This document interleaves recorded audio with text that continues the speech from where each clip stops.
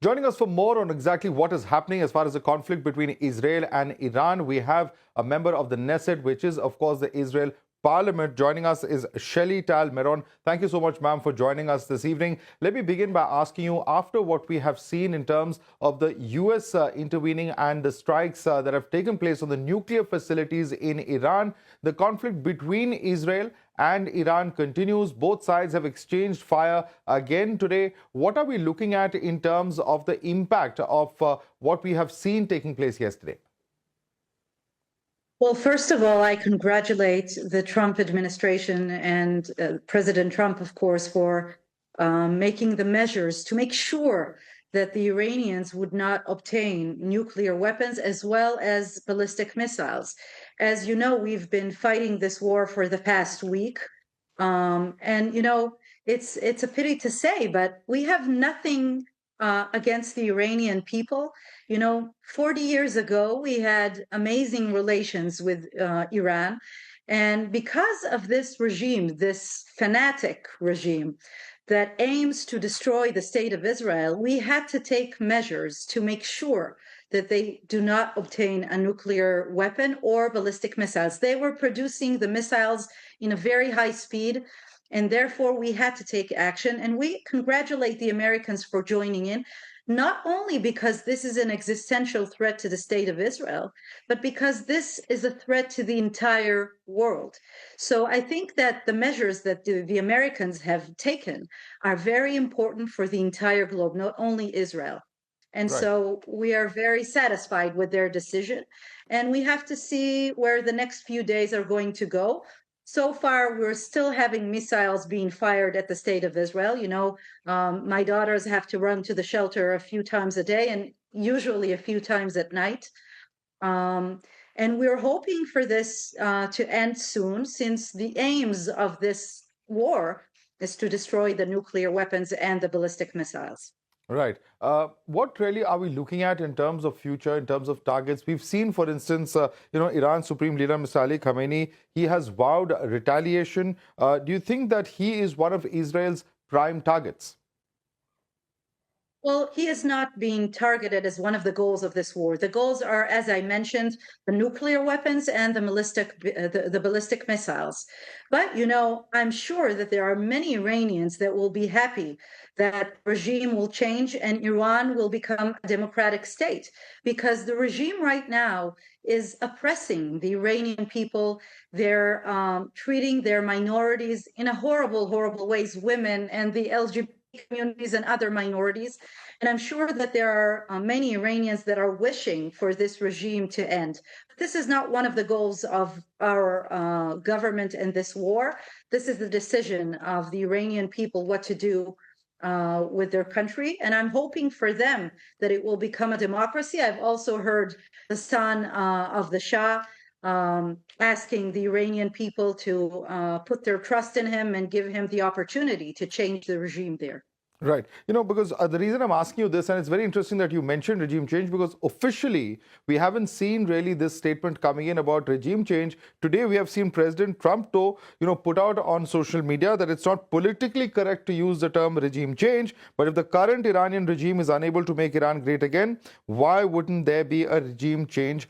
MIGA, make Iran great again, I guess, is what he's trying to say. The point is that, it was not in the stated objectives when we saw the strikes take place yesterday. But what's changed in 24 hours that we're hearing these voices of regime change now? Well, first of all, we have to ask President Trump about that because he's the one who tweeted this. But I can understand where he's coming from because, Iran has such rich history and legacy. And it's very unfortunate that this fanatic regime is holding the people of Iran, like hostages within their own country. And so I do support what President Trump has said when it comes to making Iran great again.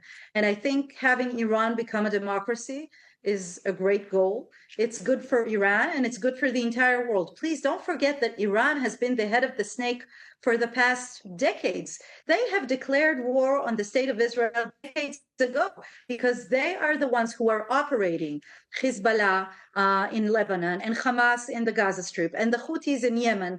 and other militias around the globe. And they have a lot of terror groups that are within different countries around the world. So we need the head of the snake to stop funding terror. They should use their funds and resources to develop their own country and to feed their own people and not invest in terror. Right. And how are you viewing the international response to the US strikes? Because we've seen Russia, we've seen China, who have made statements which have been in support of Iran. We even saw how they moved the UNSC late last night, early this morning, and there were, of course, statements over there. How are you looking at the international response? Is it as you expected? Well, we have seen a lot of countries support Israel and the U.S. as well. We've seen, Germany and France and other countries who understand that the state of Israel has to defend itself. The point that we have gotten to is a point where this was an existential threat to the state of Israel, and we cannot afford that to happen. We had October 7th in 2023, where we had thousands of terrorists who invaded our borders and butchered our people and took 250 hostages, babies, families, children, elderly people. We cannot afford having other countries threat the main entity of the state of Israel. That is not something that any sovereign country would be able to agree to. And of course, Israel is the only democracy in the Middle East. And so we see our allies around the world, and we think that we should all unite against this regime and against terror states that are operating these militias around the world. So I think that the world should support this cause. And of course, every time you can get to an agreement through diplomacy, it's always better. But when you have a country that is saying out loud, we want to eradicate the state of Israel, we want to destroy the state of Israel from anti-Semitism, we cannot agree to that. We have to defend our people. Right. And looking at the fallout of this, Iran is talking about escalation. We're seeing how their parliament has approved, blocking the Straits of Hormuz. It is going to go before the National Security Council, yet hasn't officially been announced in that sense. But already, in fears of it happening, we're seeing, rise as far as international oil prices are concerned. We're even seeing the impact as far as markets across Asia and different parts of the world. How are you looking at it if that does happen? Because there could be ripple effects felt across the world if Iran does go ahead and do that. Well, it's their decision what they're going to do. I think that it's a high risk for Iran. I think that it's going to destroy them financially if they decide to do so, because this impacts many countries around the world and superpowers around the world. And therefore, I don't think it's very likely. But again, I cannot be sure what this regime is going to decide to do. I think it's going to be very harmful for Iran if they go in that way. And also, if they retaliate to what the Americans have done, they're looking into maybe even more military force against them by the U.S. And I wouldn't do that if I were them. Right. I think that the United States and Israel has sent a loud message to the regime in Iran not to threaten the free world anymore. Right. Ma'am, we've seen that after the US strikes took place yesterday, where, of course, they dropped those bunker buster bombs, we've seen another set of strikes take place today at the same Fordo nuclear plant. Why do you think that has happened? Is there some unleft job over there? Was there something that Israel felt needed to be done? Can you explain that to our viewers as to why we saw these fresh strikes take place today at Fordo? Well, first of all, in order to destroy the nuclear facilities, you have to use very specific bombs that go through into the ground, very deeply into the ground. I think it's going to take time to know exactly what the results of, of the operation that took place yesterday. And so I'm sure that the Americans are looking into it, and I'm sure Israel is also looking into it. And if there is more to be done, there is more to be done. Don't forget that the enriched uranium that they already obtained might still be in there or has been, taken from there elsewhere. There were satellite pictures of it being allegedly taken out, some trucks, etc., that was there in so certain pictures. I think that the intelligence community is trying to make sure that Iran does not obtain the enriched uranium in order for them to reestablish the nuclear bombs that they were very close to having. Because, ma'am, that's another question that's doing the rounds. Because if they are able to get, the enriched uranium out of those plants and to perhaps another location, and, you are seeing the kind of noises coming in from Russia and other parts of the world where they're talking about, international powers giving a nuclear weapon to Iran, or Iran going ahead and with its nuclear weapons program to actually make it, many are going to question what was the need for these strikes if they are going to eventually get a weapon anyway. Well, I think that there was no other choice but to attack the nuclear facilities, since Iran was very close to having nuclear bombs and they were saying out loud their intentions. So there was no other choice. But don't forget that, having enriched uranium go around the Middle East is not exactly healthy to the rest of the world, since we can have dirty suitcases, as they call them, going around the world and trying to have terror attacks around the world, as we've seen on 9/11 or other instances. We cannot afford that to happen. And therefore, this is the interest of many countries around the world. And don't forget that if Iran becomes a nuclear state, then other countries are going to want to join in. It will become a nuclear arms race around the Middle East and other countries. Maybe Turkey would want to join in. Maybe the Egyptians would want to join in. And this is not a healthy thing for the Middle East or the world. So we have to do everything that we can to make sure that the enriched uranium is not obtained by Iran. And I'm sure that the people who are supposed to deal with this are doing it as we speak.